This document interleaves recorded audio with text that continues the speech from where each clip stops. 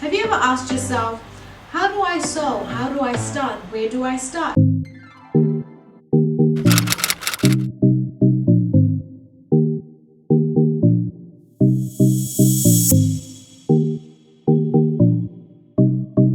Hey, should you say, thank you again for tuning in today.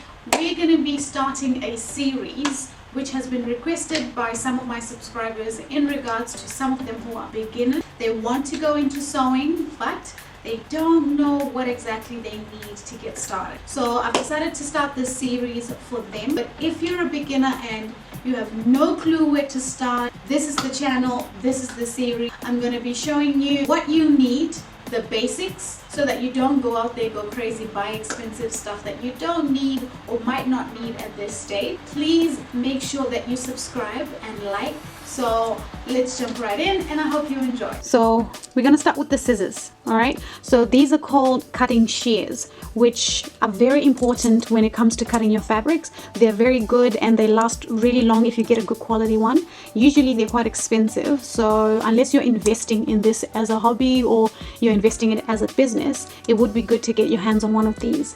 Do keep in mind that they do get blunt easily if you use them for the wrong reasons. So I usually make sure that all my fabric scissors stays as my fabric scissors, and if you use my fabric scissors for anything other than fabric, I will kill you, because they're very important. Okay, other than these ones, you can also purchase the cheaper versions that are out there. Still do a good job, but they might not be as strong sometimes.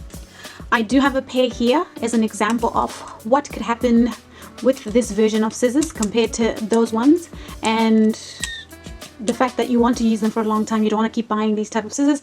You'd rather just invest in a good pair of scissors. All right, if you're going to be cutting other things like paper, you need a paper cutting scissors. So these you can get in the kid section or pretty much anywhere, $2 shop or any cheap, cutting scissors shop. I think I got these from my husband's set of the shaving machine. I don't know, but I use these things for my paper. Another option of how to cut your fabric is by using these roller cutters. So roller cutters are good in the sense that if you're someone who cuts a lot of straight lines and wants to do a lot of precise cutting without lifting the fabric, they're good for that. What I don't like about roller cutters is you need to have a mat. You need to purchase a mat that you would be cutting your fabric on. So these mats come in different sizes. The bigger the mat, the more expensive it is. Unfortunately, I bought a little maybe A5 size mat, which did not do a good job when it comes to cutting my patterns and cutting actual clothes. But if I'm doing smaller projects like purses or DIY stuff, then yeah, I'll use that, because usually I just need straight lines or when I really want to be precise with the curve. However, like any scissors, these blades tend to go blunt, so you would need to get extra blades for them. I do have another cutter that I purchased after I couldn't find the right size blades for this cutter, so I ended up just going online to buy another one. I'll try and put the link below, but they're pretty handy in the sense that some of them are really safe. Like this one, as long as I'm not pressing that, it doesn't hurt you, or it wouldn't hurt you. So the minute you release it, then it's safer. With this one, I have cut myself a couple of times because you actually have to use that handle notch thing to actually pull it up and down. So these definitely work if you're doing a lot of straight lines and don't want to lift your fabric, and if you can afford to actually get that grid mat, which will be really, really easy to cut with. Snippers, these are very good for snipping your extra threads. If you have excess threads after stitching a garment, it's easy to just pick this up and snip the edges than to try and pick up a whole scissors, put your fingers in there and try and get to cut the extra threads. They do come in different shapes and sizes. Some snippers come like that. This one has like a flat edge. These ones, I found them to be good on the machine just to quickly snip threads. I don't like this edge if you're trying to unpick something, because you can't pick up a stitch. So it just depends what you want to use them for. If you look at this one, because the edge is a bit more sharp, you can definitely use this for more unpicking and snipping options. Another way of cutting your threads is by what is called an unpicker, which you use this for unpicking, pretty much unpicking any seams that you don't want anymore. It has a bead on one side and it has the sharp end on the other side, which allows you to pick threads out. They usually come with a lid where they're all closed up and secure so that you don't hurt yourself after use, and safe keeping.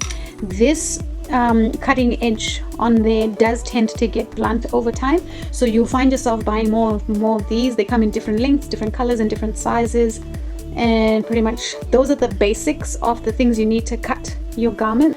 But as a beginner, if you just have your scissors and your unpicker and your snippers and your paper cutting scissors, this is all you need to start, and then the rest you add on as you go. The next thing you're going to need is tape measure. Tape measures are different sizes, different colors, and different numbering systems on them. They have a metal end on each end, which I have obviously lost on these ones because those metal ends don't stay for long.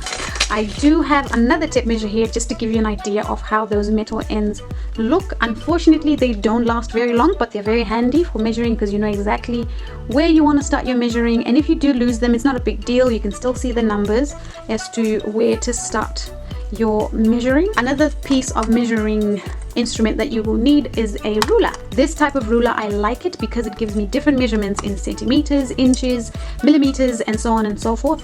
I don't like the fact that sometimes if you use a marker, the lines do stay on the ruler and they're very difficult to come off, but with the metal ruler they come out easily. I can't find my metal ruler at the moment, but I'll see if I can put a link below of where you can buy those. So when it comes to measuring instruments or equipment for your beginner sewing course, you will need the tape measure and a ruler. These two will be sufficient enough for us to start. You're good to go. So we're moving on to the next set of equipment that you will need. Tailor's chalk. Tailor's chalk comes in different shapes and colors and sizes. Yeah, I've got pieces from the one I've used for a long time, and over time they tend to become glossy and not as matte as they were when you originally had them. So I usually get a blade and just scrape the glossy part off, because when they're glossy they're very difficult to make the markings with. Another option is a Dressmakers pencil. These are good if you are doing smaller quantity type of jobs, as you have to sharpen it every time it becomes blunt. So that means you also need a sharpener, which you will use to sharpen these from time to time. You will need a pencil. I prefer the lead pencils simply because I don't have to sharpen a normal pencil. But if you don't want to spend too much on a pencil, normal pencils are fine. But the major stuff that you will need is a pencil and a chalk. That's it. So you need pens. I like the beaded head pins simply because they're easier to pull out, they're longer, and they give you a clearer vision of where your pins are in case you forget them. I prefer to just get a big box of 500 or 1,000 simply because you're going to lose them all the time and you end up just buying more and more, and it costs you more to buy them in small quantities. They're also good for keeping your fabric down and in place when you want to cut. Other ways of keeping your fabric intact is by putting weights. There are shops that do sell proper professional weights, but being the DIY queen that I am, I just went to my local hardware store. Your local hardware store. You just go there and you buy, these I think are called washers or nuts. I wanted to get washers, I couldn't get washers, so I just went and I got nuts. I think it worked out to about 20 cents or 50 cents per whatever that is called, and I just came home and I taped them together, and they do a good job of keeping the weight of the pattern down. You don't have to buy any of these weights. You can use mugs, you can use plates, you can use anything heavy in your house as a form of weight bearing gadget. So other equipment that you might need that won't necessarily be important to have, but you might need to carry around, is needles. So with the needles, they come in different sizes and different shapes. So some are longer, some are shorter, some are thicker, some are thinner. But if it's thicker, it's harder to go through the fabric, depending how thick your fabric is. If it's thinner, it's easier to go through the fabric.